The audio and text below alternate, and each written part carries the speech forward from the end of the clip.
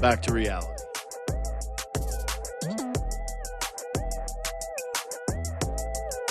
Hope everybody had a great holiday.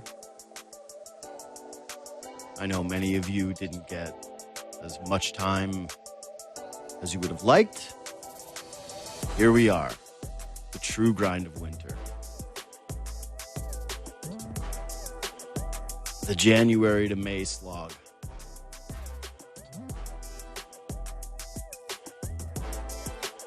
And the thing that you're supposed to get back as a sports fan during this time is awesome sports.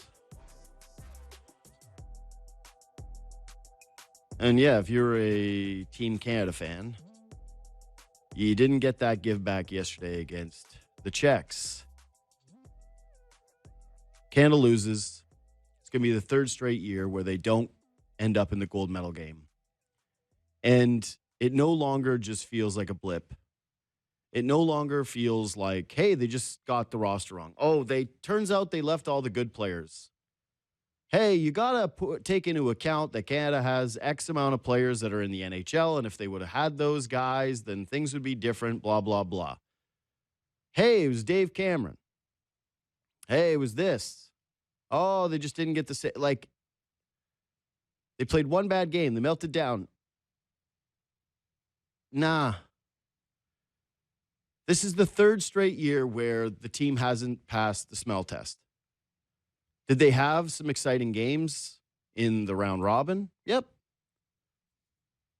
Did they have a ton of skill? Absolutely. Was their power play nasty? My Lord, was it ever. Well, I clicked at like 50%. Felt as though they were going to score every single time they got the man advantage. And it was so good that even when they're getting the penalty shot, the broadcast and fans alike are all thinking about how they probably would have taken a power play over a penalty shot, even maybe two penalty shots. But yeah, this is no longer a blip.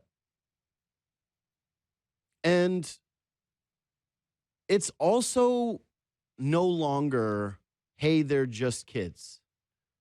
And I don't say that in the sense of you should be getting angry online about the actual individuals.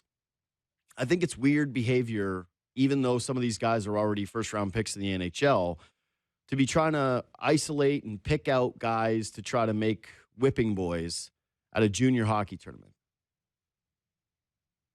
What I mean is, this isn't your typical, well, they got bounced, that's the bad breaks, can't win it every year, hey, they're just kids, let's move on. Not medaling 3 years in a row feels like, oh, okay, maybe something's happening here. Maybe the buzz about Canadian hockey and our development programs and the rest of the world catching up is becoming more and more of a reality. This is something to actually pay attention to. To me, again, it's hard not to draw a line and say, this is what happens when the game is not accessible for a lot of people and you don't have diversity among your players. And I'm not talking about race. I'm talking about like economic backgrounds and all parts of the country, all parts of different development systems. I'm saying it's easier for the rest of the world to catch up when it's only a certain group of people doing it a certain kind of way. I think that a lot of this and the unspoken part of this, because people like to blame that part of it. They're like, oh, kids today, right? Oh, they're softer. They're this, they're that. We're losing the edge. We're losing the grit. We're taking too many skill players. We don't have enough guys that play us with a certain kind of style. The part that doesn't get said enough to me is this is just the way the game is going. This is where the game is at now.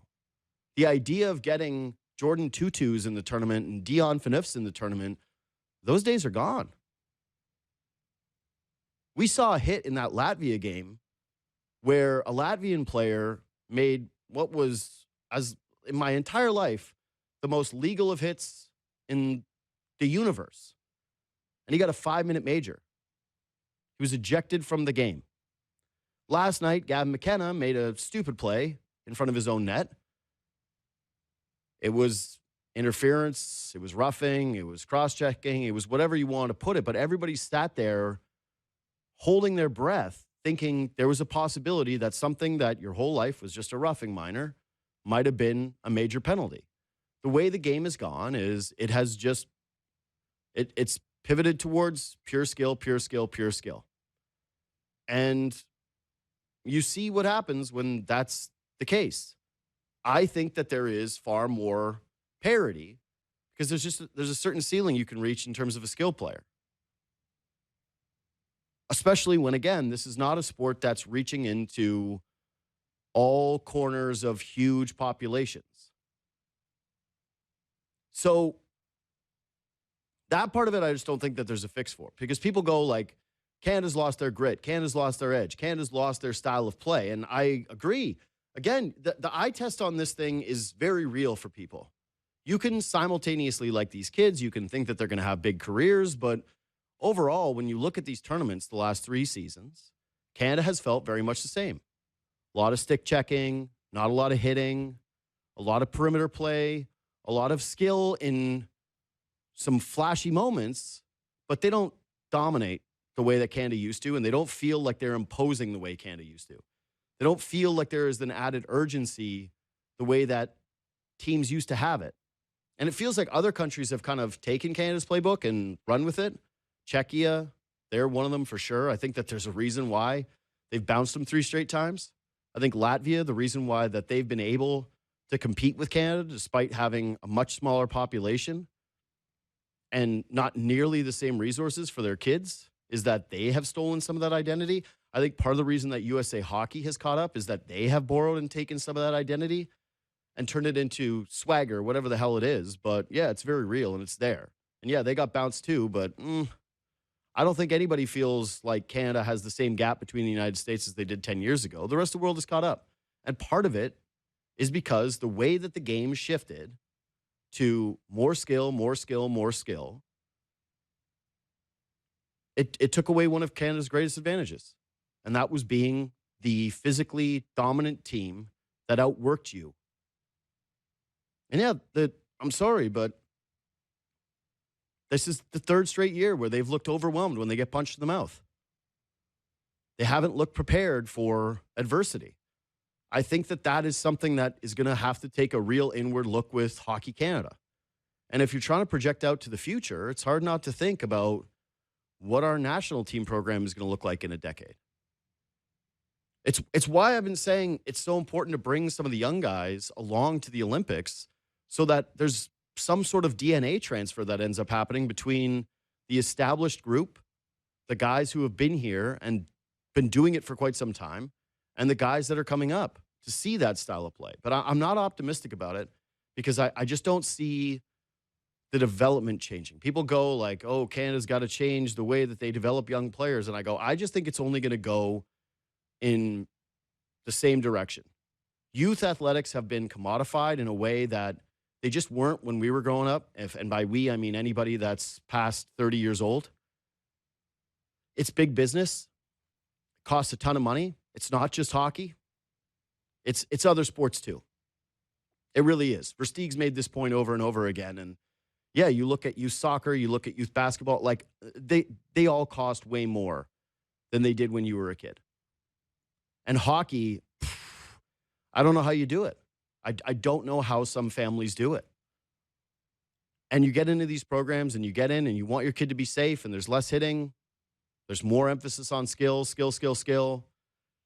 And yeah, I think that we've started to breed out and develop out like some of that Canadian hockey identity that we used to have.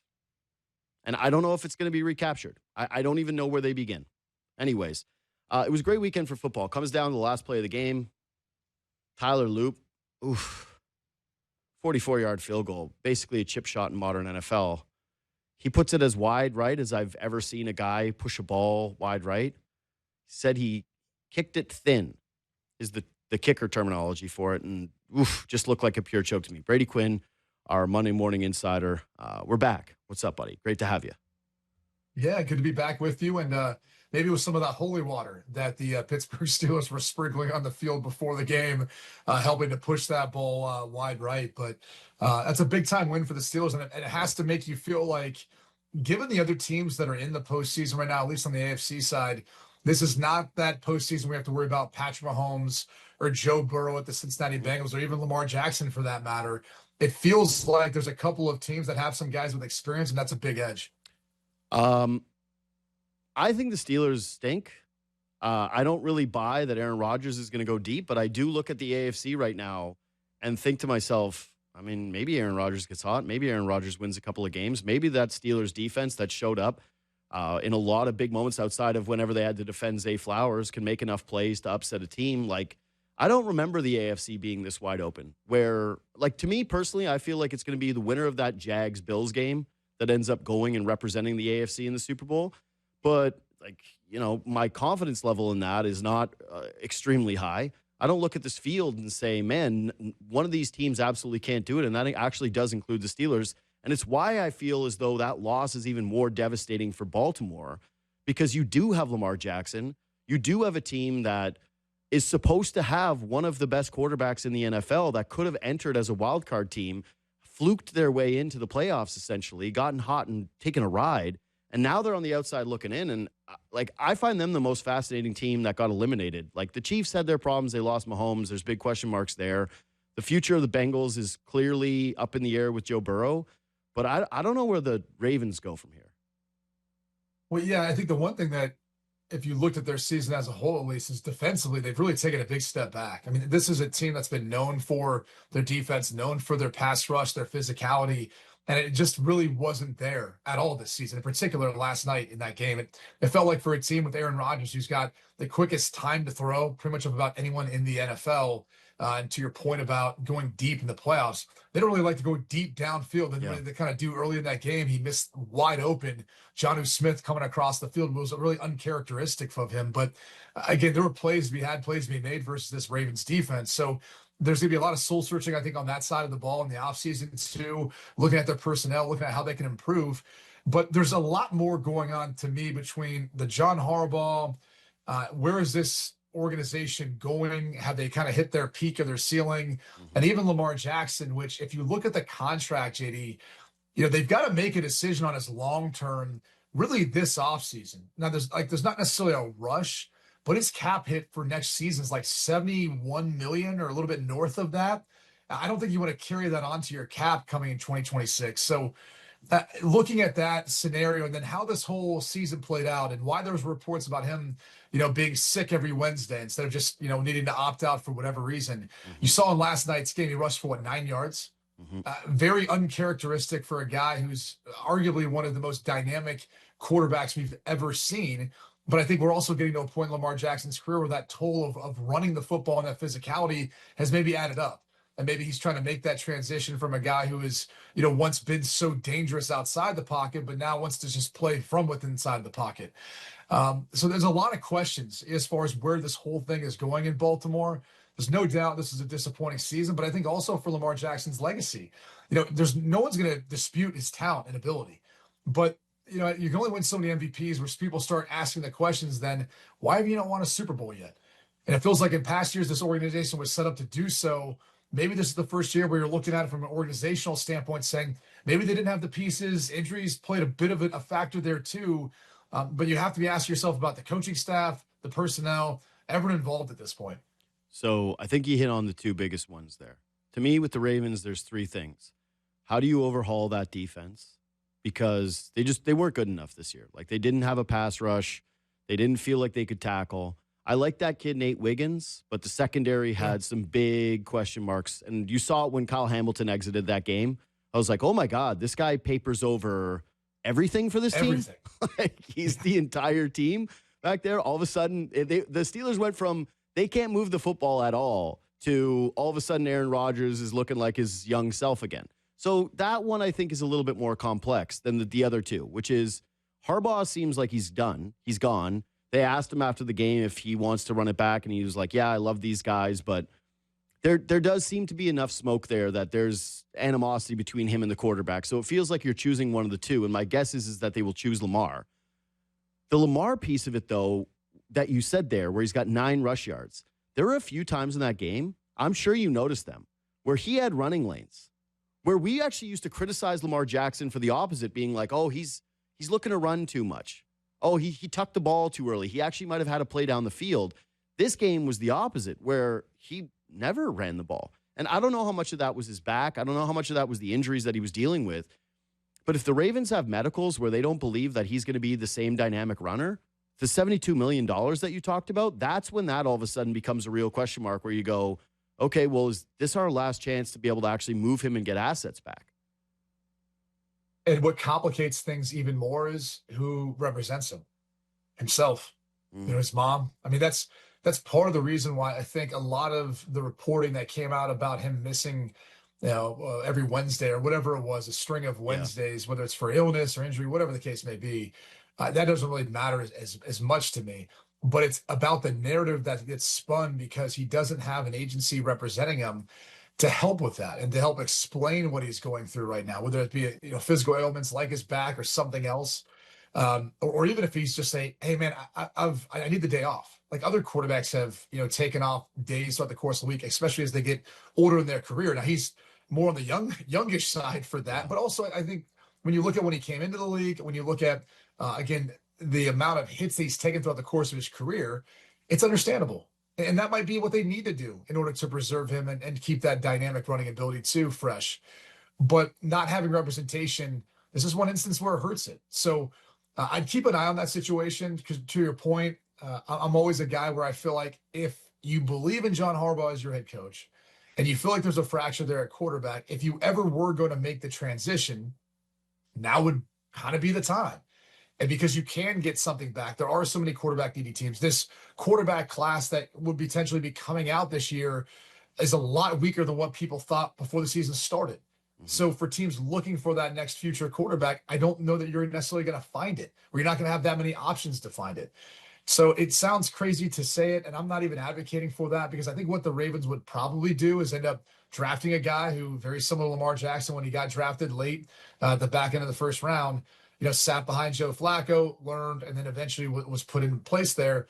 That may be something that the Ravens organization decides to do. That seems to be more of the track record that they've got. Yeah, I think if they were to draft a quarterback in the late first round, Lamar would not take it well. That this would be very much Aaron Rodgers with Jordan Love, where he'd be looking, or Ben Roethlisberger. What did they end up even? I can't even remember which quarterback it was. I think maybe it was Mason Rudolph and I think he was a third-round pick or a second-round pick. Like, it was much later in the draft than Ben Roethlisberger was pissed off about. If they did that to Lamar Jackson when he's entering his age 29 season, I think he'd revolt and that he would not take that very well. He'd be looking at it going, where's my help? To me, you're running it back with Lamar just because, it's a quarterback-driven league, and you have a guy who has 2 MVPs.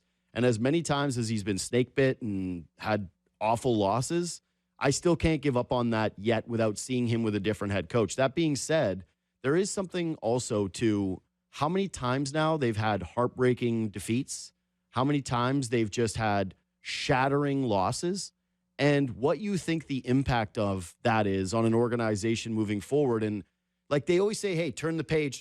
These guys are professional athletes next day.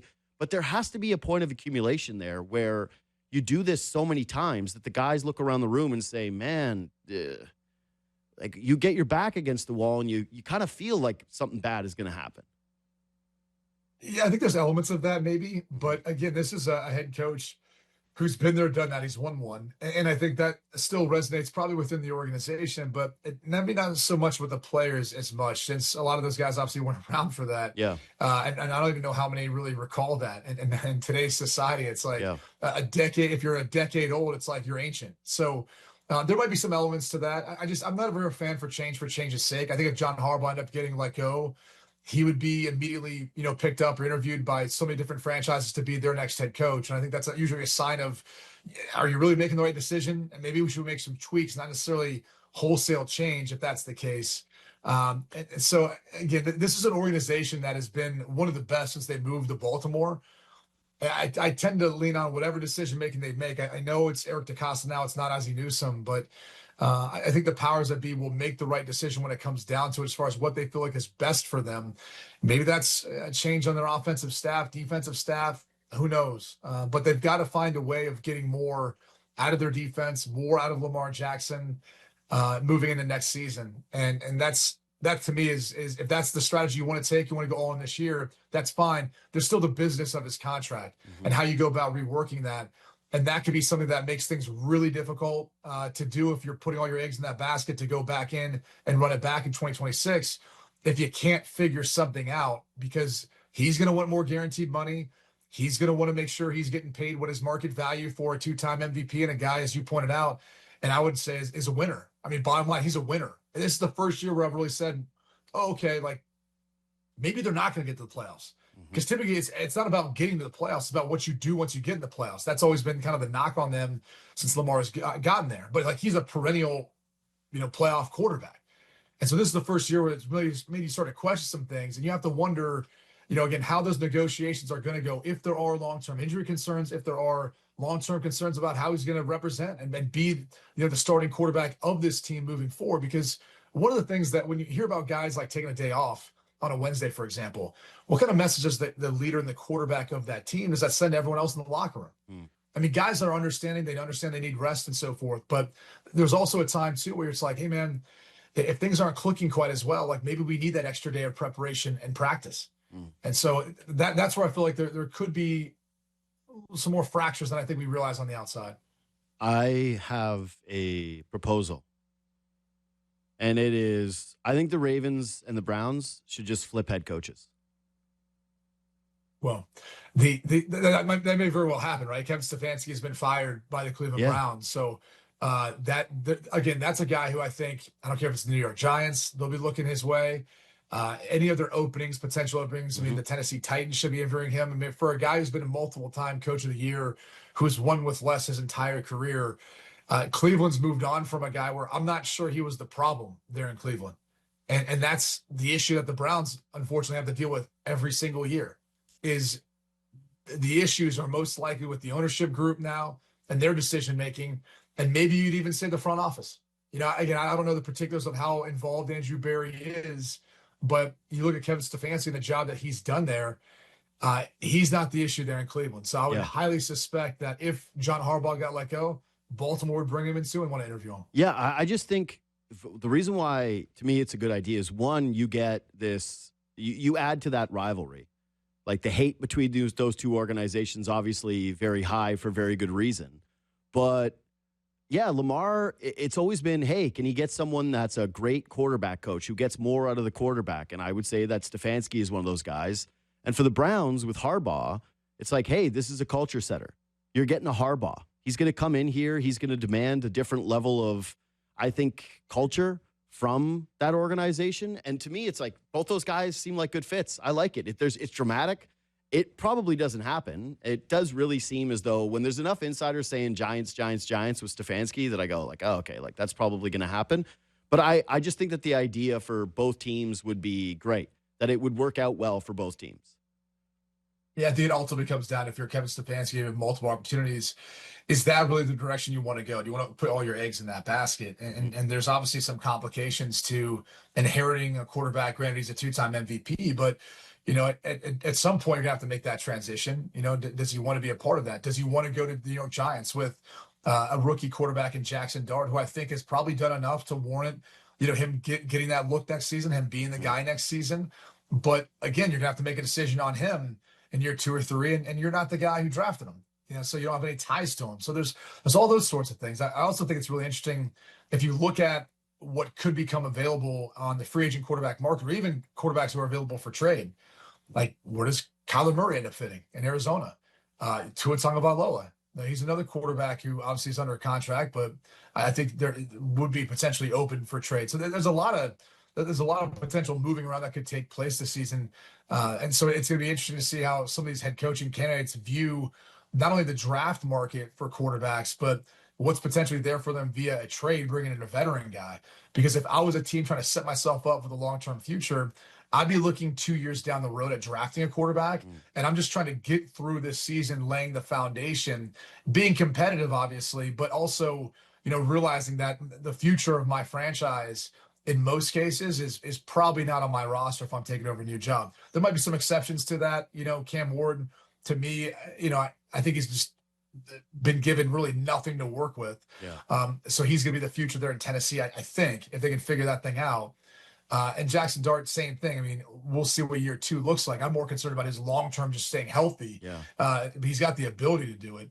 So there's some exceptions to that, but it's going to be pretty fascinating offseason, I think, in the NFL. I will say just quickly as a side, I think Cam Ward is the least talked about first overall pick in my lifetime. Like, you and I did a full season. We didn't have one Cam Ward conversation. It was just a completely irrelevant year. And I think the tough thing for the Titans is like they are an afterthought. Yeah. They're an afterthought within the AFC South division. They're an afterthought for the NFL. You know, really, when you look at that franchise, and they're building a new stadium. I was just in Nashville recently. That thing looks awesome. Looks like it's going to be awesome. It's hard to get a feeling. And by the way, like everyone in like the U.S. is like moving to Nashville. Like that's like one of those hot places everyone goes to. Canadians too. Well, I was just saying that there you go. Like I'm sure there's many people who love that city, love that area, but somehow their football team has like no buzz about it. Yeah. And it's in part, I think, because of the ownership. But if you watch him, I mean, look, Cam Ward has all the tools. He makes some spectacular plays and has some moments. There's just not much help around him. So hopefully whoever takes over that head coaching position can help develop him, but also give the young man some help. Okay, so it's time to talk about my Seahawks. I have slow rolled this year, and I'll admit that like that Darnold game against LA, I just basically wrote off the season. I went, yep, we saw it. He's still the guy who sees ghosts. He can't overcome it in the big moment. Whatever. This is just setting me up for them to be the 5 seed and lose in round 1 to the Eagles. Now they've got the bye. Now they've got a defense that genuinely looks like the best in the NFL. Like, I don't want to hear about the Broncos defense compared to Seattle. It's a different animal. There's no defense that is Seattle's defense. But the biggest thing from that game, as good as their running game was, as much as, you know, Christian McCaffrey never broke a tackle, the defense played great. Sam Darnold showed up in a game that mattered in a divisional opponent's house with everything on the line, a bye that his team desperately needed, and won a football game. And how much do you think that actually changes things for Darnold? I don't know. I mean, come on, give me some today. But I was going to ask you this: do you feel good about 13 points for San Francisco? Yeah, defense? But it was the 13 points. The way they ended up with the 13 points too, right? Like that was a belt to ass game, and they cleared. What I will say, the only reservation I have is it did feel as though they didn't want Darnold to cost them the game at times. That they like went exactly. Yeah, they went uber conservative. Which is kind of a problem. I love the Seahawks' ability to run the football. Yeah. I love the Seahawks' defense. I think those things were both on display. As far as what they asked of Sam Darnold, I don't know that they asked him to go win the game. So in regards to your reservations, that to me didn't change anything of how I feel about them. And even like the question I just asked you, it's a divisional game. Those teams, the personnel, the coaching staff, the scheme, they know each other very well. So you're not always going to have the highest scoring games in divisional games. That actually may be like a long-term study you should do from like those betting experts, like taking the under of any over/under set for divisional games. I'd love to know lifetime in the NFL what those are. But that being said, they're going to have to prove it probably in the divisional round, at least to me.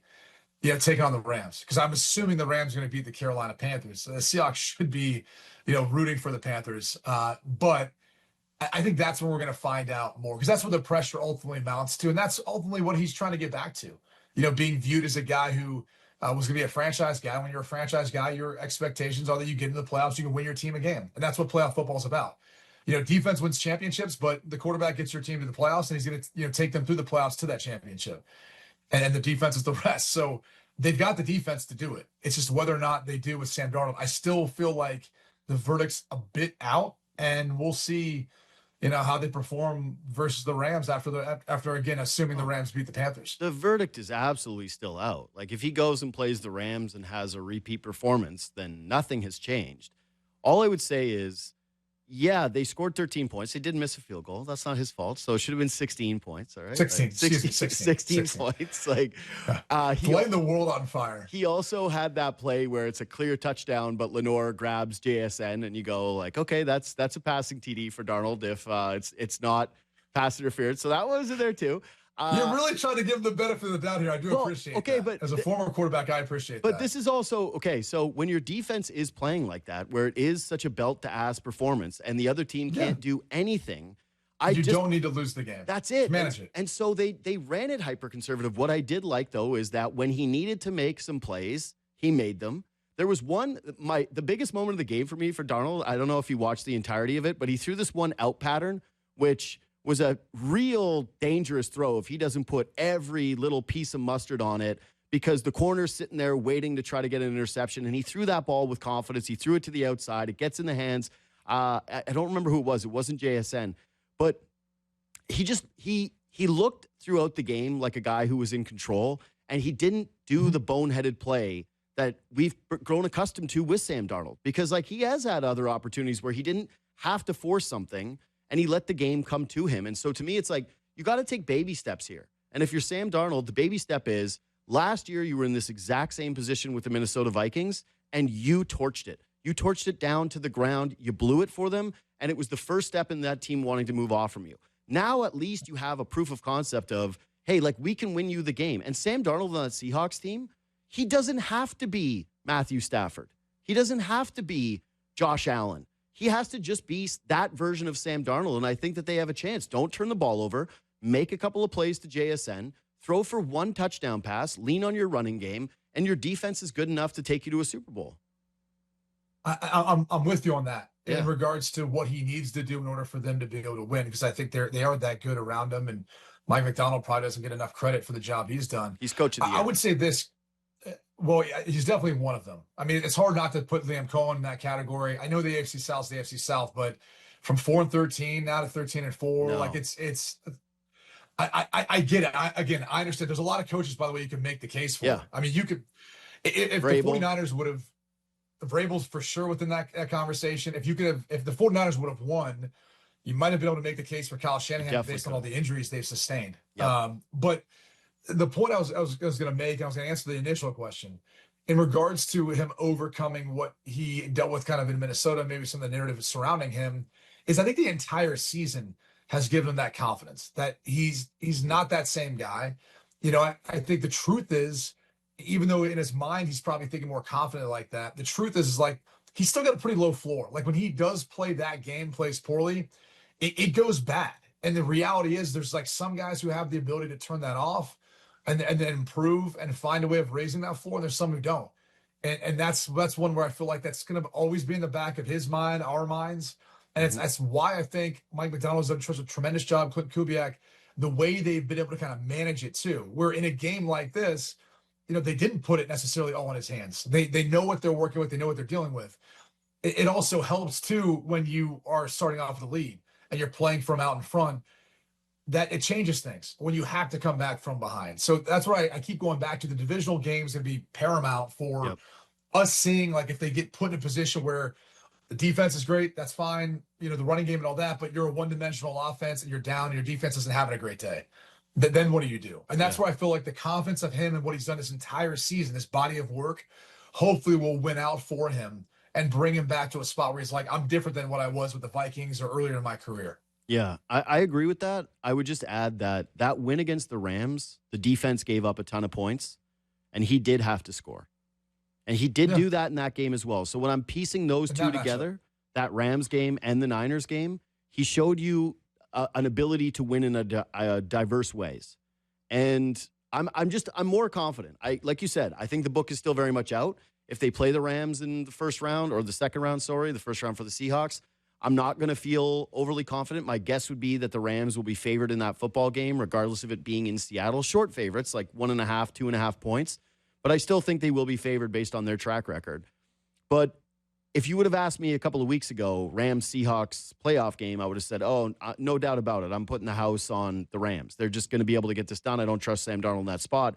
I trust him more. I can see the path to victory differently. Okay, I can tell. Yeah. I can tell. You trust him more. You make the case, so I can tell. It's the worst, though, because all year I didn't hope, and now I hope, and now I can be hurt. Like, now it will hurt if they lose versus just a week ago if they would have lost. I would have said, yeah, you know what? They didn't have the guy and blah, blah, blah. I could have made a bunch of excuses. Is Bryce Young playing for his job this next Sunday? Because I just can't imagine this season making you feel really any different about his play. He had some good weeks, but yeah, I certainly don't look at him and go, well, he's there next year, the Panthers made the playoffs. I think he will be there next year. I think he will be the starter next year. I think he's earned that with what they've done so far this season. So I'll start by saying that. And the other thing I'll say is don't underestimate him.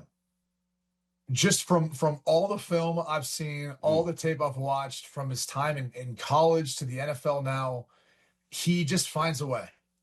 It's hard to describe, but I think we all could realize he's not blessed with the great physical gifts as far as his size or arm strength or even his overall speed and ability to run. Speed. But he knows how to play the game. Like he knows how to play winning football, meaning like if it's not there, he usually doesn't force it. If there's a play to be made, he usually makes it. Like I'm telling you, there's something about this guy where he just finds a way of making like that winning play. And this dates back to his time in high school where he wasn't any bigger then too. And he's playing on a powerhouse, but again, surrounded by guys who are a lot bigger than him. Like he's dealt with it his whole life. And I know it was rough his rookie year, but I think some of that had to do maybe with the scheme they put him in, the coaching staff. Dave Canales, the job he's done, man, I'm telling you, there's something about this. And I think if they add on to the weapons that he has around them, this team's very capable of doing something with him. He just plays the game at a really, really high level. Now, is he ever going to be an MVP candidate? Probably not. Like, I don't know if he's ever going to be Matt Stafford or Drake May, who are the top two in this year's, and the job they've done, how prolific they've been. But he can beat those guys when those teams play. There's something about the way he is able to just find ways of making plays in games that's why I don't even want to write them off in necessarily losing to the Rams. I'm writing them off. It's all well, and then that's fine because like everyone's written them off, and somehow they found a way to win the NFC South and be in the playoffs. So I think the one thing that concerns me about that team, it's not even him because I think he's earned the right to be the starter there next year, is their defense. I think their defense is really young. And they've got some expectations on that side of the ball that as that group grows and becomes more dominant, I think they can be special. But they're just really, really young, I think, for this moment to be going into the playoffs and make the plays they need to. I mean, hell, you can make the case, too, like when your number one receiver's a rookie. It's pretty incredible what T-Mac – he's really good. Yeah. And by the way, calling a game earlier this season, talking to that opponent, I said, hey, are you guys going to match him? Like, has he earned the respect to double him and do all the things that you typically do for a number one receiver? And they said, absolutely. Mm-hmm. They said, we feel about him the same way we feel about our guys, number one. And we watch, defenses try to take him away situationally and, are trying to match up their best cornerback with him throughout the course of the game as much as they can. They're like, we feel like he's already earned that just in his rookie season. So it tells you a lot about what other NFL teams think about him. But I'm not counting him out. I'm not counting this team out. I know people are never going to have the opinion they have of him, of Josh Allen, some of the others, but he finds a way to win, man. It's really interesting to watch. What I will say to your point is when the Panthers are in close games and he gets the ball, I do feel like he's going to make some plays. And there's also a case to be made for the refs completely screwing them in that Bucks game and the optics being different if, the McMillan push-off doesn't get called or they, don't reward the Buccaneers when guys' helmets are getting ripped off right in front of the official. And the refs are like, I don't know how that came out. It could have just slipped. Could have just slipped off. He does have that gamer to him. I'm not discounting that. But here's the reality. They made the playoffs as an 8-9 team, and they scored 311 points this year. That's second last in the NFC, and that only beat the New Orleans Saints, who scored 306. So, we can do the gamer stuff all we want. We can say McMillan. We can say another year in that offense. You made the playoffs at 8-9, and you scored the second least points in the NFC to do it.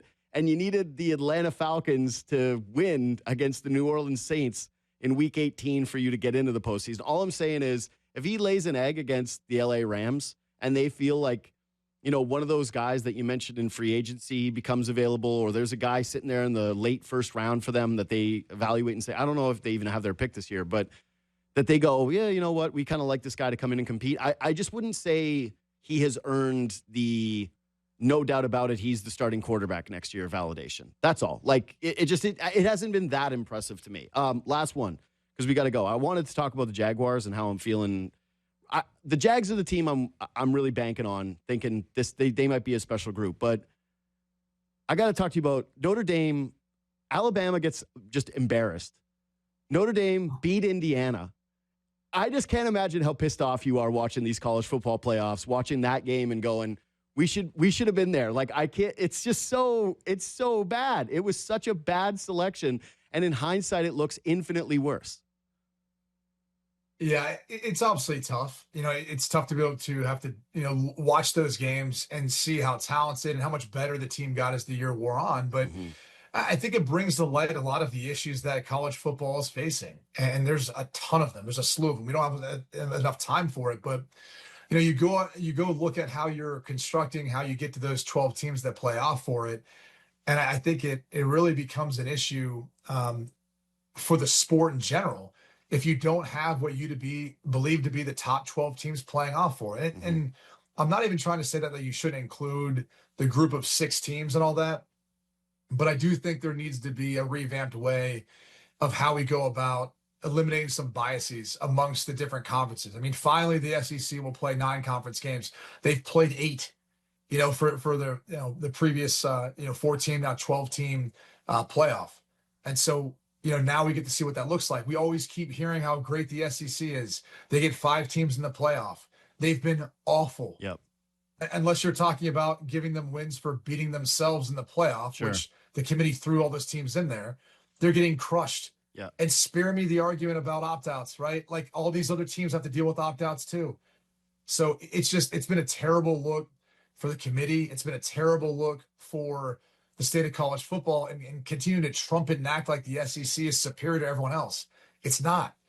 So hopefully those changes are made in the future. I think this sort of playoff will lead to that. We did it after year 1. We should after year 2. Change up how we go about figuring that out. But I think having a 13-person committee, whatever the number is, to me, it's not the formula. I'd rather have the BCS type formula where there are some human components to that. You include coaches, you include the AP, you include some computer model systems. That, to me, would be a better way of ranking them, as opposed just to having this committee who decides based on criteria that they decide when they want to choose it and when they want it to matter or not. Like, to me, that's not the best way of doing it. Almost 32% of all college football players entered the transfer portal this year. Do you have... I'll throw this out there. Why wouldn't you? Yeah, sure. Like, if every NFL player had the opportunity to every single year test out their marketability. Yeah, be 100%. Like, you all would, because if you're playing great, you'd be able to maximize whatever that number is. So from a conceptual standpoint, everyone's telling them, like, you need to go into the portal, or threaten at least, just to be able to maximize what you can get paid, since it's all about money now. So it's not surprising. It's probably the advice that any agent should provide their player. And that's the unfortunate part of where college football is at, is you don't have a collective bargaining agreement. I'm not even sure one is possible at this juncture. And so because of that, you now have to work within the confines of what matters most to the players and what's most meaningful for them at this point in their career. That's making as much as you possibly can. Yeah. And so it stinks to admit that and say that, because I didn't play in an era where that was the case. Education has gone out the window, JD. Yeah. I mean, by the way, college basketball is even worse off. Like, it is a joke what's happening in college basketball right now. But in regards to college football, there's a lot of regulation, and there need to be some guardrails put on some of this to help, make these young people commit to something. Yeah. Like, make them to actually force them to be somewhere for more than a year of their life. But in the same breath, I'm sitting there saying, maximize what your marketability is. And that's what a lot of these players are doing. Yeah. I don't know what the solution is because of what you said, which is, like, how are you ever going to begrudge a kid for going after $1 when that's what we all do? But to your point about trying to commit to a place, I watched Tom Brady talk about adversity and what he learned at Michigan, having to go through adversity and having to compete for a spot, versus guys now where they don't compete because they go, oh, my spot's blocked, I'm just going to go somewhere else. I look at the education, and I know people will say, like, that's a joke, but I don't think that it is. Like, the guy that hosts the show after me went to the University of Florida. He was an NBA draft pick, and he also ended up with close to a 4.0 GPA. Like, it's not a nothing. And it does feel like the toothpaste out of the tube, and now this is just becoming another professional sports league, and that the actual affiliations to these schools feels nothing more than ceremonial rather than tangible. And yeah, I think that if they don't work up solutions this season, like right now, the longer this goes, the worse it's going to get. This isn't going to be something that 3 years from now you can go like, oh, okay, now we got to pump the brakes. It's either happening now and, you're as plugged in as it gets, and it doesn't sound like you're hearing too many of those solutions. So I'm kind of thinking it's gone. That college sports is obviously materially changed, but that, yeah, it's pro sports now. That's it. It's pro sports with the guise of college sports. Yeah, it's pro sports, and the guys is only having the NCAA over top of it and acting like they have any control or power in this. Yep. So there's that element to things too. I mean, where you could have at some point there might even be the possibility of someone from the CFL coming back to college football. Yeah. I mean, it sounds crazy to admit, but like that's where this whole thing it's happening in basketball. Yep. So why isn't someone going to test that out in football? I mean, the eligibility limits might be tested too. We have guys going to college now for 7 years. They're not becoming doctors either, or attorneys for that matter. Like they're just playing sports, trying to make as much as they can. So again, I don't want to begrudge them for doing it, but it's a completely different world than what I played in and what I valued at that point in time. And I would even challenge what Tom Brady said. Like if someone was offering you a few $1 million to leave Michigan, go somewhere else to be a full-time starter, not deal with Drew Henson, it's like that's always great to say in hindsight. Mm-hmm. But when your family's presented with something where you could get up to, again, $3 million, I think that was market value for some of these starting guys this past year. It's gonna be even higher than that as things go on. It's a little easier said in hindsight, right? Sure. Like I could sit here and say, like, oh, I love Notre Dame, which I do. I love my experience. Went through adversity my first couple of years. When Charlie Weiss came in, things started to kind of turn around for me, and we obviously built things up. But of course, there's always the conversation of, I wonder what NIL would have looked like had I been at Notre Dame. What opportunities would have been presented to me after my sophomore year? Would I have stayed or would I have gone? I would never assuredly tell you and lie to people and say, no, I was staying through and through. I have no idea. My family needed money back then. Mm-hmm. I almost left after my junior year for that reason. So there's a lot of things that play into it nowadays. I hope people aren't too harsh on some of these kids in regards to their loyalties, because their loyalty comes to their family first. And some of these kids are really in need of money. Yeah, I think that's well said. Hey, man, we'll catch you next week. Thanks for making time. Sounds good. See you, buddy. Brady Quinn, our Monday Morning Insider, Fox, and former NFL QB. All right, quick break, and I want to talk about the Lamar Matthews parallel.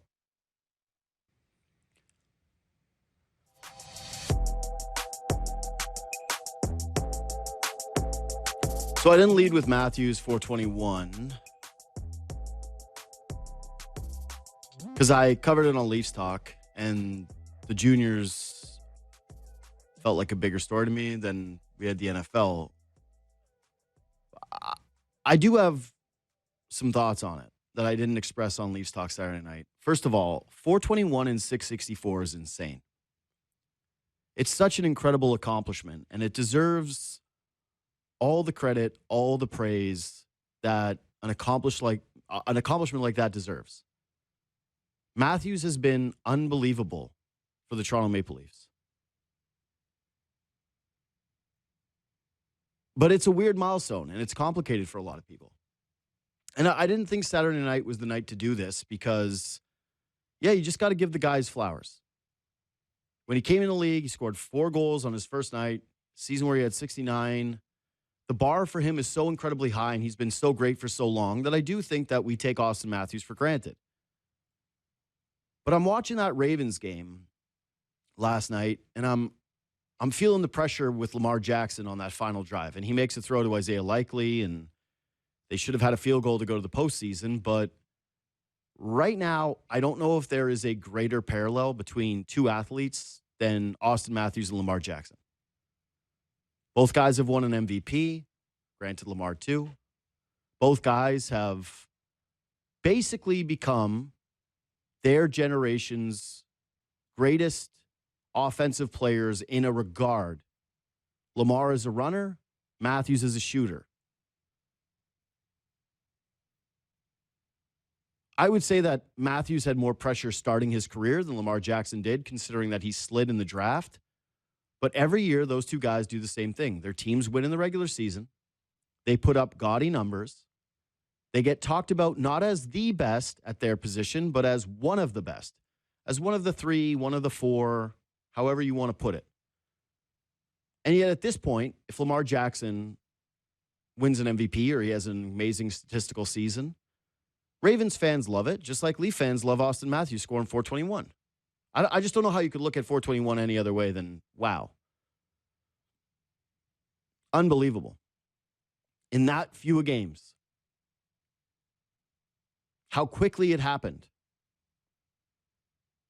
But both guys at this point of their careers, everything they do in the regular season, as much as it's going to be appreciated in the moment and celebrated in the moment, and should be, there's that underlying, can you do this when it counts? What is your legacy going to be beyond the regular season statistics? Both guys, by the way, 28 years old. Both guys, by the way, dealing with murky injury situations. Matthews looks healthy right now. He looks way more engaged right now. I'm hoping that this is the guy for the rest of the season, because if it is, Leafs' chances change dramatically. They go from a group where you say, yeah, they likely missed the playoffs, to, hey, maybe they're a team that fights all year to get in, gets goaltending, gets health at the right time, and has Austin Matthews playing this way. You feel good about that. But you don't feel great about either guy's health, despite both of them being 28 years old. Lamar a little older. He turns 29 this week. They're the same guy. They're in the same position. And I think that's a bit of a heavy weight to carry around as you play regular season games, knowing that no matter what you accomplish in them, and like, again, for Matthews, this unbelievable feat. Matt Sundin was amazing here. You dreamed about having another player of his caliber, and Matthews is better. You can debate whether or not he's a greater Maple Leaf. You can talk about the playoff success, but Austin Matthews is, in my lifetime, the most talented Maple Leaf by a fairly wide margin. And yet, the enthusiasm will always be tied with the playoff successes until that changes. Anyway, quick break, come back, and I'm going to talk about the Jays' new signing and what it means with Ben Nicholson-Smith.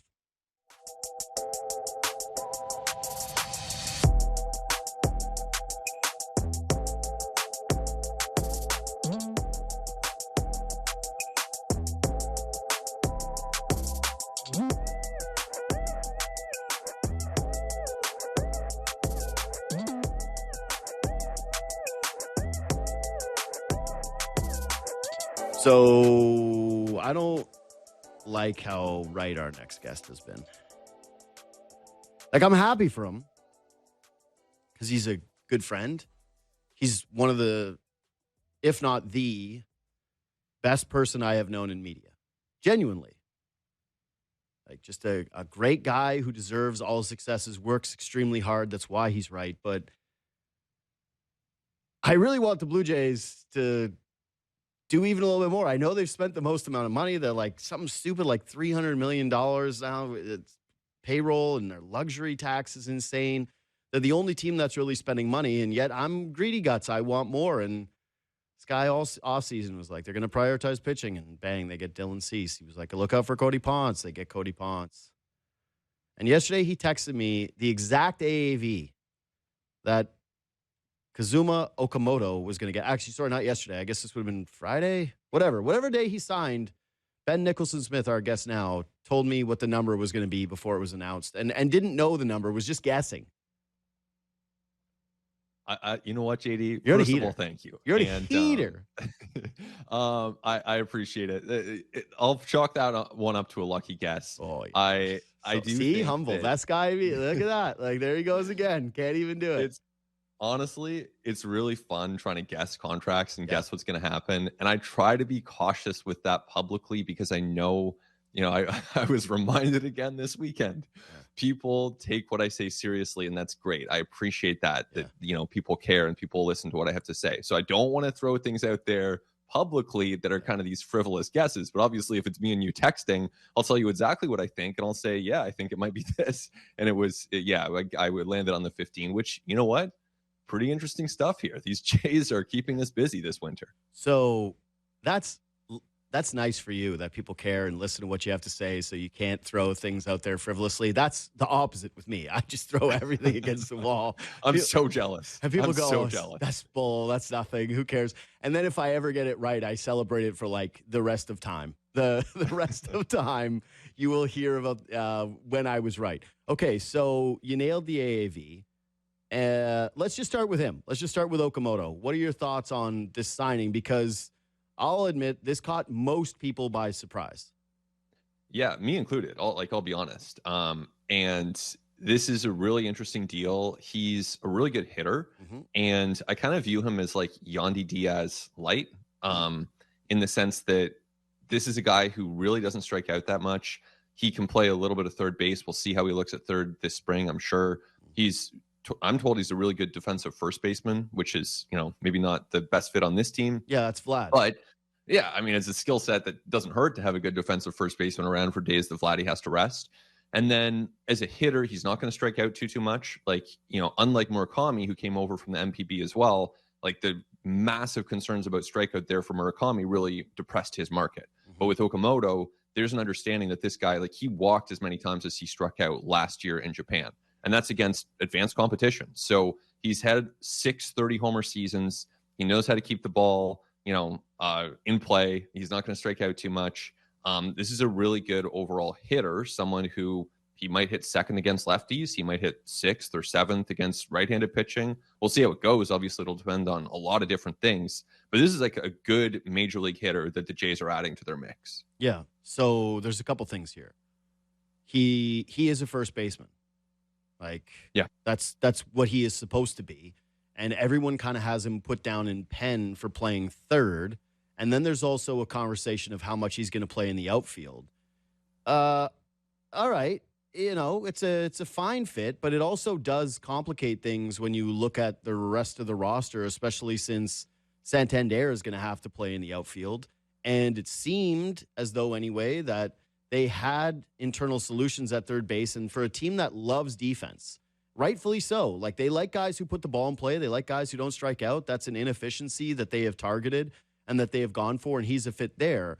What is your confidence level from people that you've spoken to that this guy is going to be able to play third base to a level that the Blue Jays are going to say, you know what, we're good with this?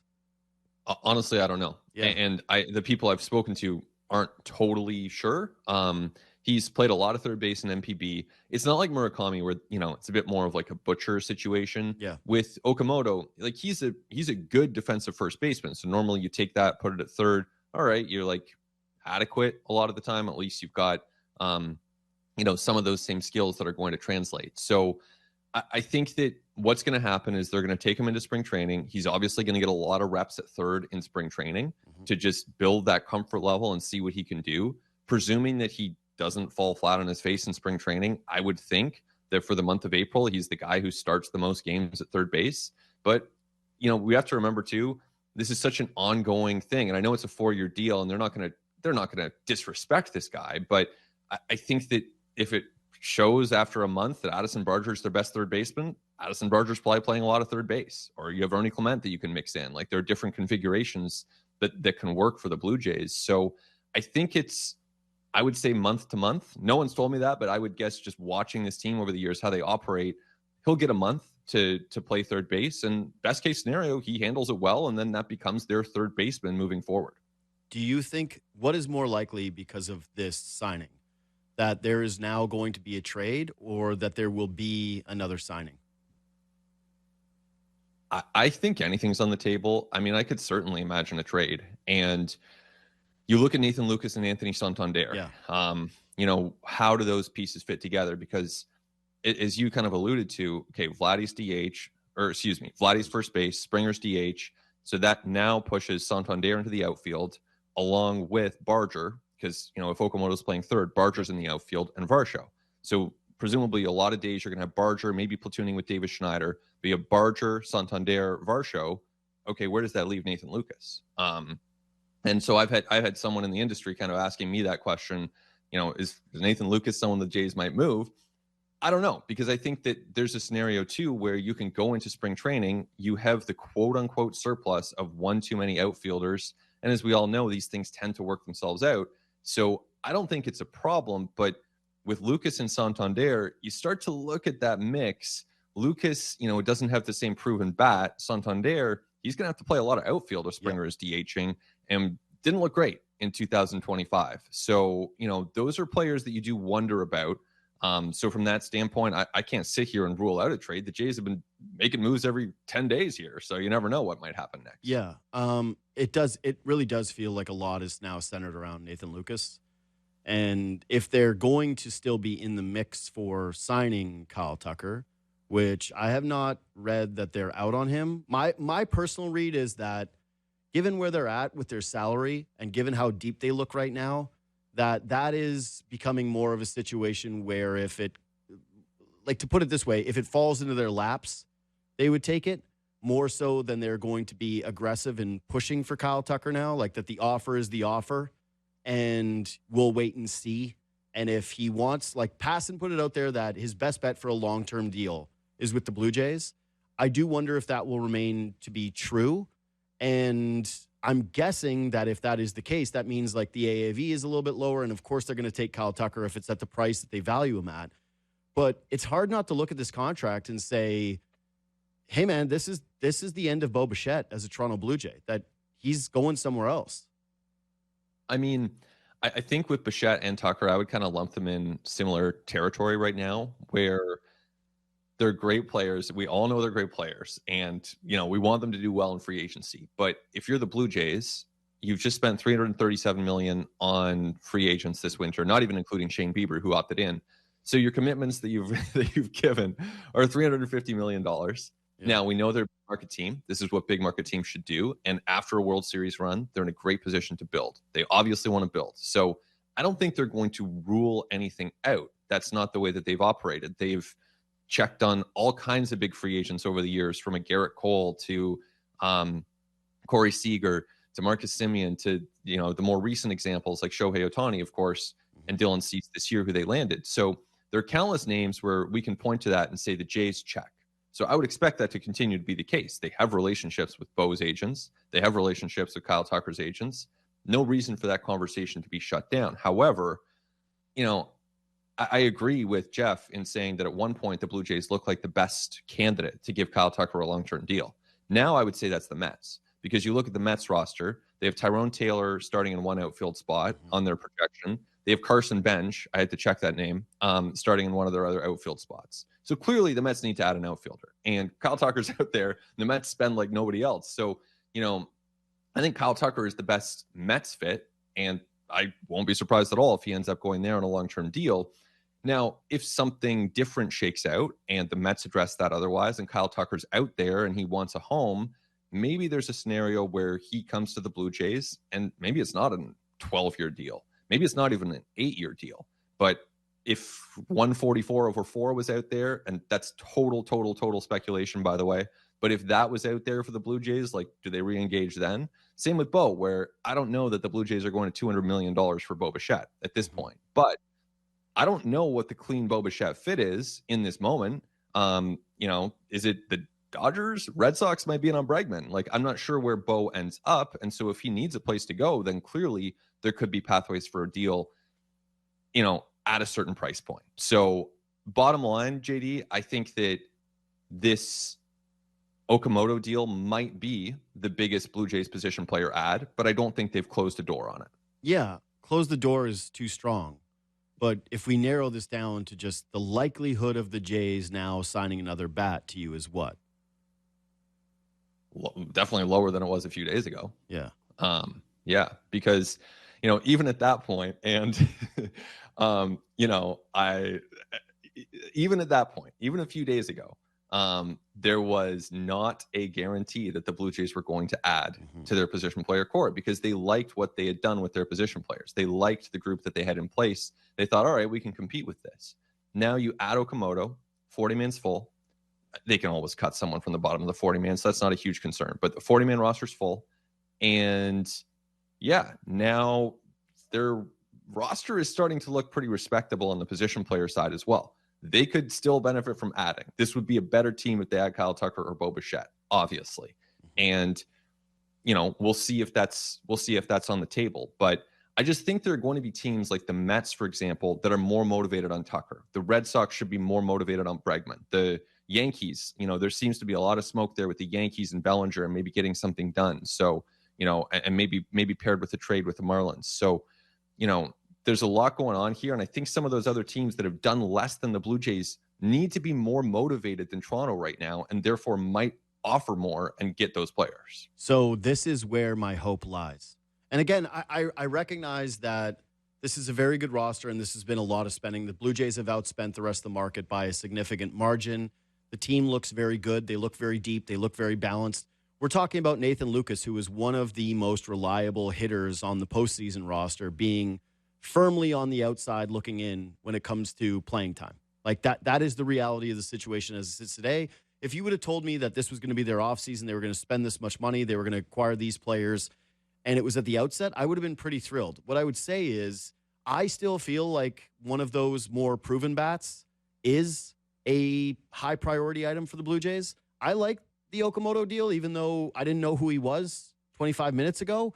The projections are 15 to 25 home runs for a guy that doesn't really strike out, who has a lengthy track record, and most people agree. And I will say that when I read the stuff from international writers, it is a grain of salt because you have to write on these guys and you can't say nobody is a major league player. So you do have to kind of circle the best guys. And I think that there is a tendency over the course of my lifetime anyways, where I've read a lot of this stuff and there is a overdoing of how these guys are going to do rather than the other way around. That just tends to be the way. But even still, 15 to 25 home runs for a guy who puts the ball in play, if he plays credible third base and, doesn't strike out, is an excellent, excellent, excellent signing. They nailed it with that signing. I really like the lineup, but they do have question marks, man. There's like a lot of regression candidates on this team. So for me personally, I still think it's a high priority item to say, you know what? We've removed some of the variance here that could happen offensively by keeping a Bo or by adding a Kyle Tucker. But I get it. That's a little pie in the sky given where they're at financially right now and given how deep the roster is. I look at it and think this, and this is not talking to people. This is just me putting pieces together as I like to do. My guess would be that two things need to happen in order for the Jays to sign Kyle Tucker. One, there's just a market that doesn't develop for him. A team doesn't get desperate. And two, that the Jays actually do make a trade where they move some money out. Because, and like, this is kind of where I'm going with this question is, yeah, okay, I love this spending, and the spending is amazing. And yes, no one else is doing it, but there does have to be a limit. And I can't envision a scenario where we're not approaching it. Well, yeah, I think like if they were to somehow find a way to add Kyle Tucker from here, then at that point, you're definitely talking about a corresponding trade. Yes. Where it's either Barger, who was drawing trade interest in November, as you'd expect, because he's a very talented player and very cheap, Barger or Lucas, whose trade value wouldn't be as high as Barger's, but would, he's still an appealing major league player. Yeah. Or Santander, where Santander, the Jays, obviously they would be eating money in that scenario. But, there are teams out there that could probably use a bat with 30 homer potential. And some teams, is it the Pirates? That's, speculation, obviously. But there are teams out there that would really benefit from that. And some of these teams are trying to actually compete a little bit. So that could open up some avenues for the Jays. But at this point, I don't think they have to make a trade. At this point, they can just hold on to everyone. They could break camp like this. And yeah, that'd be a good team. They would go into the season probably as American League East favorites, even if they don't do another thing at this point. But if they do somehow add another position player of any kind, I think they're at the point where they would also have to trade someone off the roster. Yeah. Listen, again, I don't want to act like I'm not enthusiastic about all this, but if you're just putting it out to me, hey, Springer, another year older, playing DH, coming off of the season that he had, are you expecting that he has as good of a year where he's the team's offensive MVP? I would say no. I'm hopeful that he's going to be very good, but that good, I just think it's hard to project that moving forward when he's reaching this age. Anthony Santander, notoriously slow starter, not sure how you can not plan for that and say, like, this guy might not be as great offensively for the first month and a half of a season, and whether or not he recaptures it. Like, what is he exactly? It's still a question mark. Nathan Lucas, excellent postseason. Really high on him. Think he's a gamer. But asking him to put together the same season that he did, question mark. Addison Barger, question mark. Like, there's a lot with the Okamoto. Great signing, like the projections, but he's Ennis puts it black box. You don't know what's there. Like, you really don't know what's there at the major league level. So that's a big portion of my lineup that I'm not 100% sure is giving me what I need offensively. And it's why I still do put such a premium on a Bo Bichette or on a Kyle Tucker, because if those guys are healthy, I know exactly what I'm getting. That's the beauty of Bo Bichette, is that year over year, it didn't matter when he was struggling. You were stupid. You were really dumb to start to work yourself up into a lather. And I did it many times, and I had to learn my lesson. Because at the end of the year, you would go, well, you know what? He was one of the major league leaders in hits, if not the major league leader in hits. You got what you got. Kyle Tucker, it's the same thing. Like, is there a bit of a variance in terms of how great he is versus what he did with the Astros that final year versus what he was with the Cubs? Sure. Are health question marks for those guys? Absolutely. But the value of adding one of those pieces is, to me, it immediately locks in your roster as a certainty offensively and as a certainty with your pitching staff. And that is a unbelievably powerful thing to have. Oh yeah, those guys are so valuable. Like, they're so good. It's so hard to find players that are that good, that consistent. Yeah. Like Bo Bichette, the last game that he played on one leg, he took Shohei Ohtani deep into the center field deck of Rogers Center. You know, like, this is a talented player.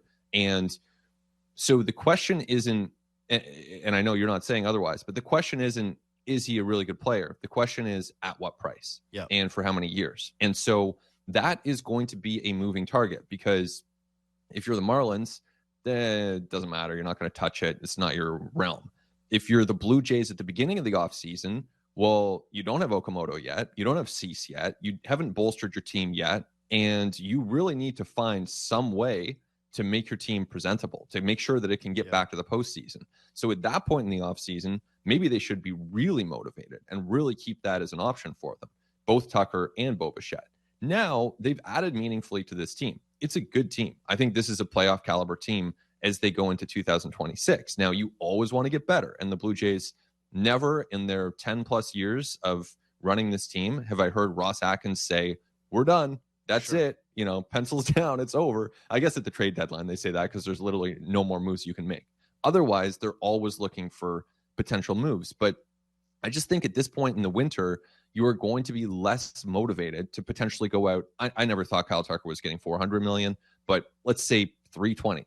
Are they going to be as motivated to give him 320 now as they would have been in November, or as the Mets might be now? I just think logically the motivation level would have to drop. And so he's still a great player. If you could get him on a shorter term deal where you lose some of that downside risk at the end of it, well, yeah, I think any serious big market team would have interest in that. And the Blue Jays are most certainly in that category.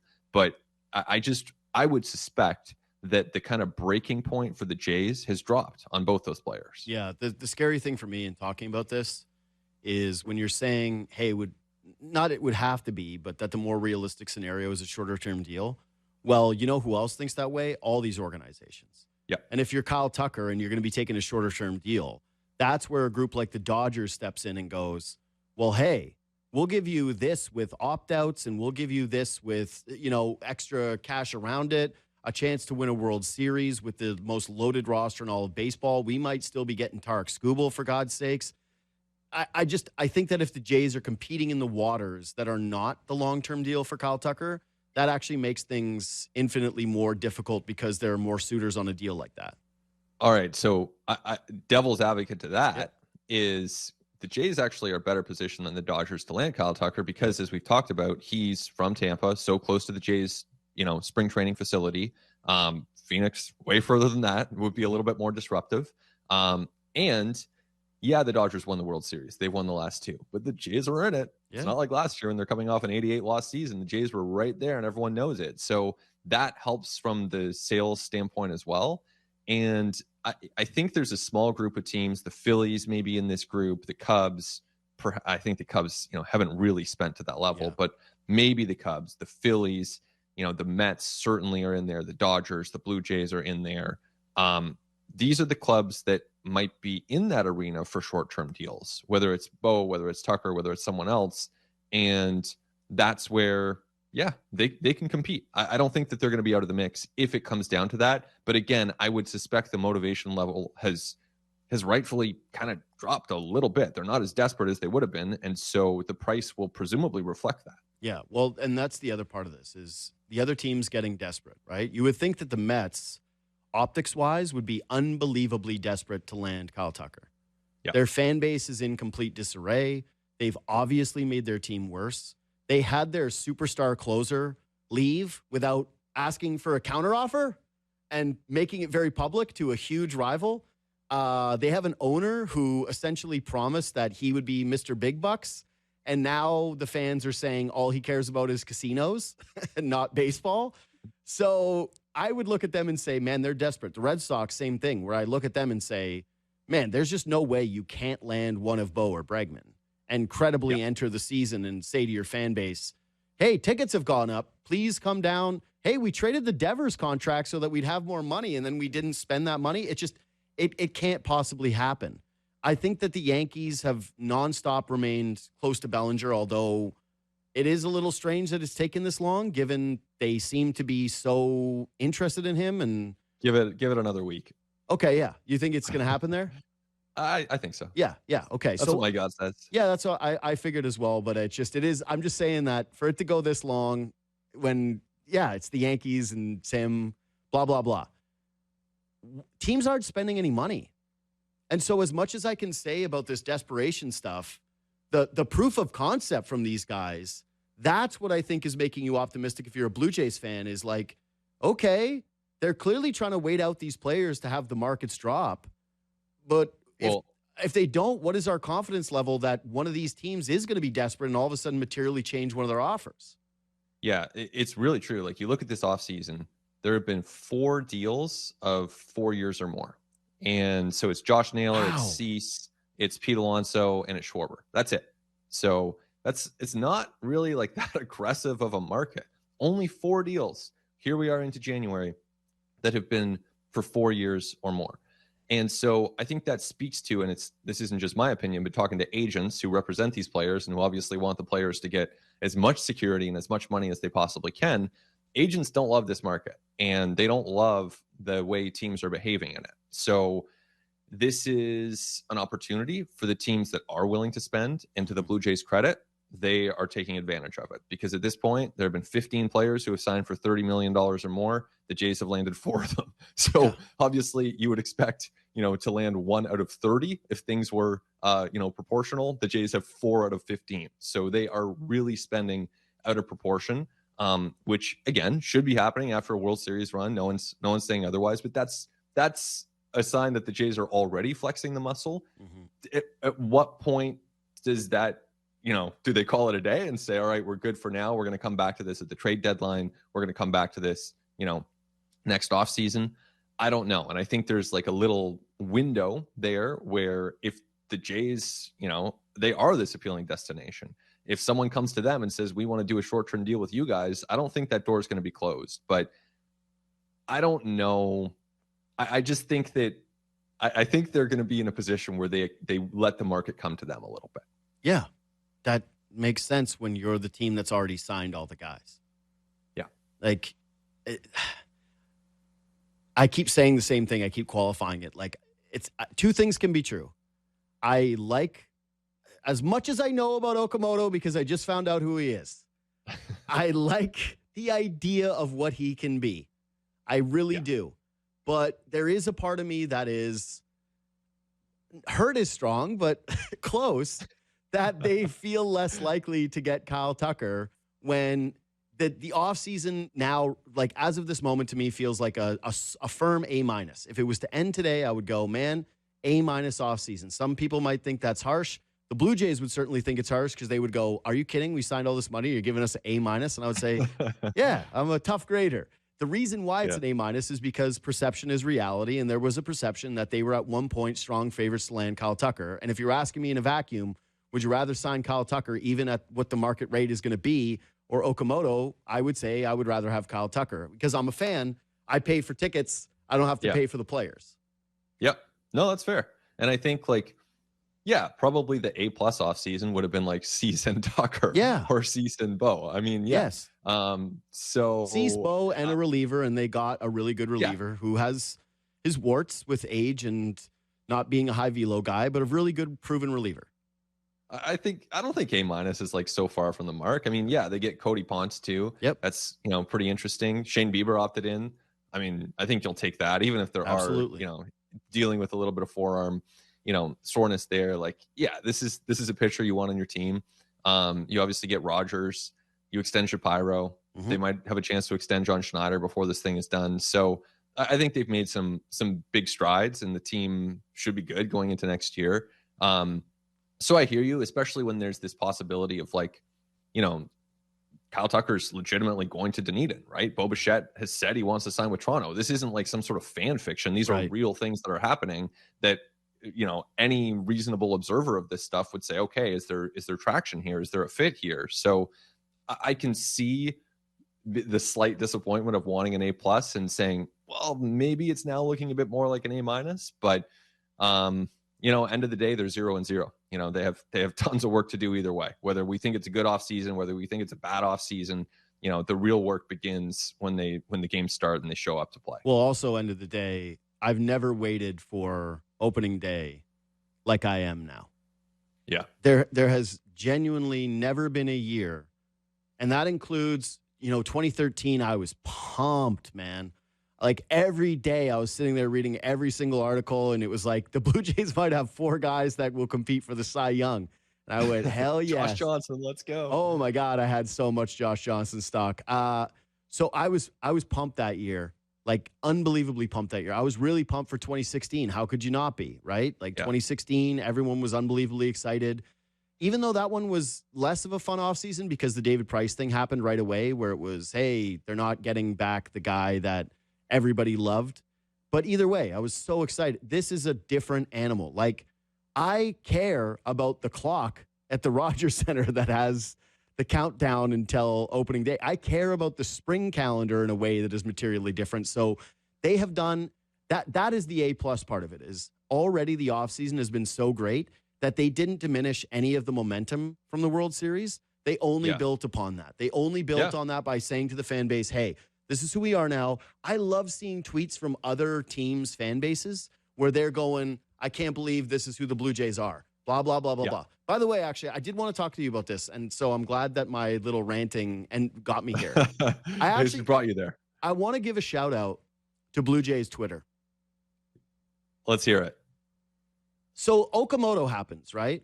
And this was the same thing with Cody Ponce. I don't know anything about these guys. Like, I have no clue. I do this for a living. If I didn't have Blue Jays Twitter, I would have found other ways to cobble together somewhat of an opinion on these guys. But they do an incredible job of aggregating and going out in the world and finding tons of information on these players and putting it out there for the world. And I wish I could just like name all these accounts, and I probably should have put together actually a list to give some of these guys their flowers. Yeah.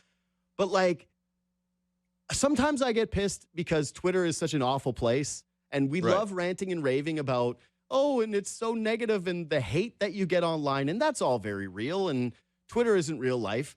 But out of all the fan bases, Twitter, right? Like Leafs, Jays, Raptors, the most additive by the widest of margins is the Toronto Blue Jays. There's so many smart-ass fans out there that listen to so much, that consume so many things. Sure, do they aggregate things every once in a while where I go, hey, please credit the show or please link the show, or you're stealing the best bit from it and I want people to listen to it rather than read it in a tweet? Sure.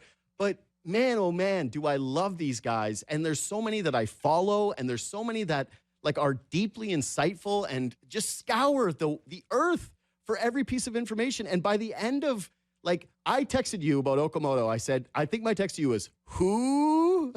I would say 2 hours after I sent you that text, I felt like I was the world's foremost Okamoto insider because of all these Blue Jays Twitter accounts. So shout out to Blue Jays Twitter.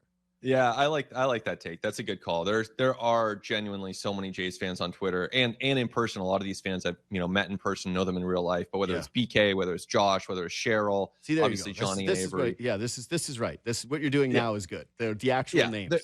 And these And I people are recognize them all. so Those are them. plugged in. Yeah, no, exactly. Like these people are plugged in. I message them. Of course, it's a really interesting time, and like journalistically, it's interesting too, because obviously, I find as a journalist that there are these people who are so plugged in that it's not like they're at the boardroom table with Ross Atkins and Mark Shapiro, but they see stuff, they read stuff.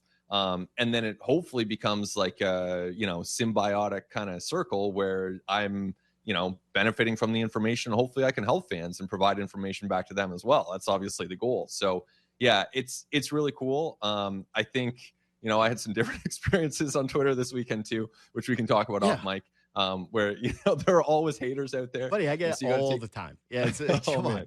I came back from holiday and I did the stupid thing of, I'm going to read the YouTube comments. And all of it was douchebag, douchebag, douchebag. I was like, fair. Yeah. I'm going to unplug from this. No, exactly. It's like, it's so pointless for us to like read those comments or like if you're ever like, sometimes I'll be on a tarmac, right? Like you're like, you've gone through all your other like doom scrolling. Yes. So you're like, okay, like I've checked, whatever, my email, I've checked my WhatsApp. Like, I guess I'll name search myself on Reddit. Bad idea. Oh, I've never done that. I've never done that because those things have been volunteered to me from other people. They're like, did you see you went viral on Reddit? And my dumb ass is always like, for good? for a good thing I did? No, it's bad. Yeah. It's a bad thing that you did. It's always when we mess up. Always. Yeah, which I do, again, at a higher rate than you do. Well, okay, I think that's it. I think I got to actually, no, I got one more. You see the Chris Bassett tweet? It was a GIF of two airplanes. And he said, that's let's what we're ride. Talking about? Yeah. Did you look into it? No. I spent 25 minutes trying to read every comment and then look into where fighter jets, and I thought, okay, Seattle, like it's a Boeing thing, and apparently San Diego is famous for these jets as well. I don't know. Oh, San Diego actually makes sense. Big military base there, big military community. So, you know what? I mean, that's possible. My understanding with Bassett was he was always going to be in a good position to be coveted as a starting pitcher in this market. Someone who, could get maybe a 2-year deal and help someone in their rotation on a contending team. So don't know if he's close to a deal. Maybe he just found a GIF he liked. Who knows, right? But that's all I got on that one. Yeah. All I will say is, as fun as this offseason has been, the days that Chris Bassett and Bo Bichette, if they sign with different organizations, which is my strong lean right now, those days will hurt. Like, deeply, deeply, deeply hurt to see a media conference where those guys are being introduced in different uniforms. Just going to say. Anyway. Yeah. And I imagine there's no good way for that to happen if it does happen. But maybe silver lining here, the Jays have done their business to begin with. So it's not like you're looking at an empty Jays roster with like question marks. But yeah, of course, if Bo Bichette signs elsewhere, that's going to be crushing for a lot of Jays fans, given what he's done here in the last 10 years. Yeah. Just please don't do Red Sox or Dodgers, which feel like the two leading candidates. But please don't be one of those. Just somehow, some way, if he doesn't come back to Toronto, let it be the Arizona Diamondbacks who just get weird and throw money at him and go, we want you, we covet you, we went nuts on a contract, like fine, but not those other two. Please, God, not those other two. Ben Nicholson-Smith of At The Letter, senior Blue Jays reporter. Thanks for making time, buddy. Don't check the mentions. Thanks, JD. See ya. Yeah. You could be two things at once.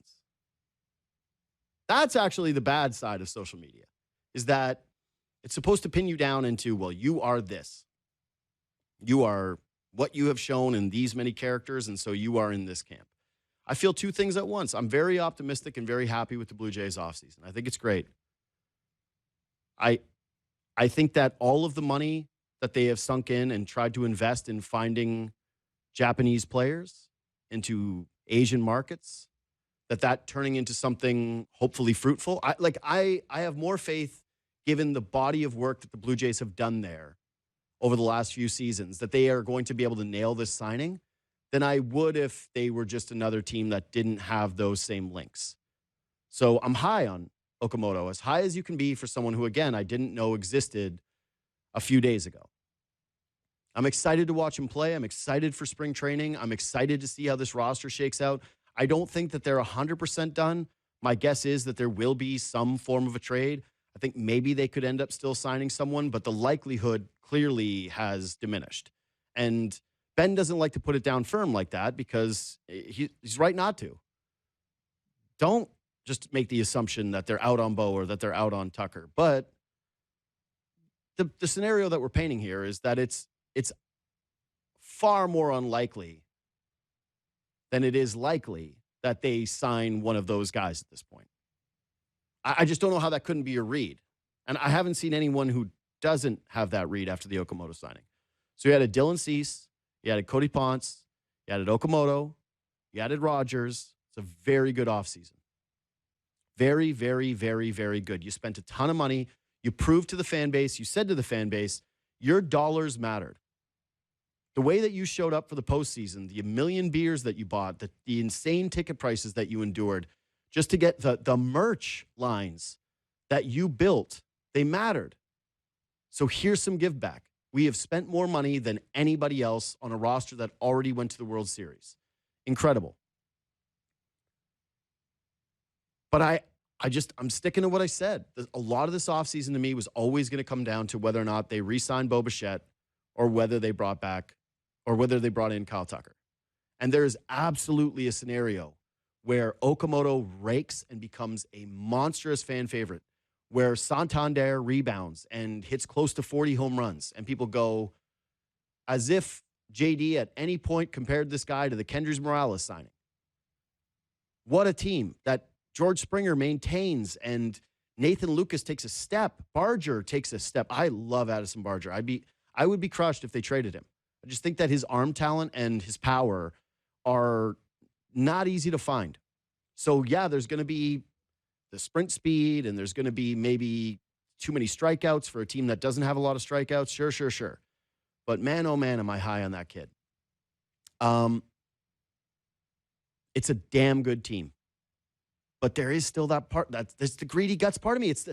This gets developed when you get close. When you get within a IKF spike of a World Series, you want to squeeze every ounce out of an offseason. You want to feel as confident as possible. Yeah, the team that wins the offseason not always winning the World Series. I get it. I'm just saying that is the level of I don't think that my level of desperation and my insane hope for what they could still do is not in any way connected to the way that a lot of people are feeling, which is simultaneous excitement, joy with what has happened, but also that little underlying feeling of, man, just I like saying a little more, like a lot more, because one of those two guys would just dramatically change the way that you feel about this team. Anyways, follow me on Twitter and Instagram at JD Bunkis, even if it's to send out a nasty message. Quick break, we'll hit what we missed. So just quickly, some NFL news to catch up on. Talked about Stefanski getting fired today. I think that he'll snap up a job very quickly. I watched Schefter do this segment yesterday called, I can't remember, it was like hot or cold or staying, going, whatever, with the coaches. And he mentioned that Zach Taylor looked safe. That was what it was, safe or whatever. The Bengals just announced a statement from their president, Mike Brown, that they're keeping Zach Taylor. And I gotta tell you, I don't love that if I'm a Bengals fan. I know that Burrows had the injuries and that he took him to a Super Bowl, but it feels a little stale there. And yeah, I would want to, I guess if you don't feel like there are any other options on the coaching market, because it's kind of thin. It's not a loaded coaching class. This isn't last year where it was Vrabel and you had, why am I blanking? Ben Johnson. It's less interesting. Like, this is what Schefter just tweeted out for the Titans coaching search. They've asked for permission to speak to Broncos defensive coordinator Vance Joseph, good luck. Colts defensive coordinator Lou Anarumo, and Steve Spagnuolo. Like, Matt Nagy. Yeah. So there's that part of it that I'll give them some grace for. But I watched Jamar Chase speak to the media yesterday, and they asked him if he has confidence in Zach Taylor, and his answer was, I have confidence in me to get open to make plays. And it's not exactly a great endorsement for the head coach who was on the hot seat after they lost that game. And yeah, I don't know. I feel for Bengals fans because it's not your fault. Your owner's cheap. And you got Joe Burrow, and you've been tortured for a long time. You had the Carson Palmer injury. That was like the last time you were relevant before Joe Burrow. So I don't wish this upon franchises like this. But and honestly, I will say too, I'm not a big Burrow guy. Not in terms of his talent, but to me, he came off as a bit of a crybaby this year. I'll just say it. I thought that his whole stuff about, like, I've gone through all this adversity. I'm like, okay. You're one of the highest paid players in all of football. You were national champion at else. I just didn't love it. I just didn't think it was a great look. I wasn't as sympathetic to him as I think we normally just are with quarterbacks when they don't have everything perfect. We're like, oh, yeah. But I wouldn't mind seeing him in a different spot. And I just feel like the Minnesota thing with him and Jefferson reuniting would be incredible. And there's kind of like a pathway to that one where it's Vikings picks and J.J. McCarthy and like a good defensive player that makes a little bit of money. I could just see it. Anyway. What else? What else you got? What you got, Arm? Winter Classic was on Friday. Yeah. Miami Vice style. You watched it. Is anything entertaining? No. I don't really care about the spectacle, but I do enjoy it for casual fans. Like seeing a full Florida stadium packed for hockey was cool. And I will say that I was ready to hate on it fully. Mm-hmm. Like I saw the Miami Vice stuff, that stuff. I'm like, okay, that's cool. But originally it was like the roof might be closed and it's in Miami and it's supposed to be the Winter Classic. And I was ready to hate. Then they opened up that roof and the crowds were going nuts for hockey. And I went, man, how many of these people have ever gotten this before? This is what it's supposed to be about, right? Like a big portion of the Winter Classic is supposed to be about growing the game of hockey. And even though the Panthers laid an absolute egg and Bobrovsky couldn't make a save, like, oof. I think they had like 9 shots. He let in 3 goals.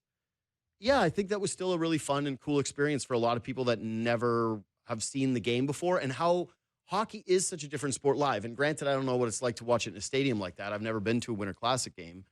But even with sightlines being potentially compromised, I thought it was cool and good for them. And I don't know. How about the Stanley Cup at the first intermission? Yeah, whatever. That was a little... Yeah, it was fine. Sure. To me, just the thing is, I think people wring their hands too much about the Winter Classic where they're like, is it too much? Is it too few? Like, what should we do? I'm like, just who cares? It's not the event it used to be, but having it be one, I don't think harms hockey. My only critique is it shouldn't have started at 8:30 at night. The Winter Classic, and I get you can't do it in Miami in the day, whatever, but Winter Classic's a daytime affair. Figure it out for the daytime. Anyway, we'll see you tomorrow.